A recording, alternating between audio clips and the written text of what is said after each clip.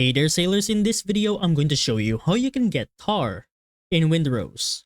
Now tar can be collected inside the cursed swamp region. This tree right here is the tarwood tree. If you check over to the discoveries of your journal, you can unlock this region after defeating the local threat over on the foothills. This main boss is part of the main quest line, so you won't have any problem trying to find him. Now my current location is in the middle of these sacrificial altars, and there's an abundance of the tarwood trees.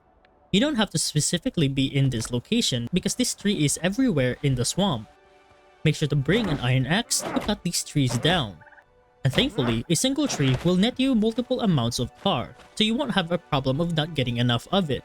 Once you have discovered tar, you can now make tarred planks and tarred fabric, which will be crucial for any late game ship materials.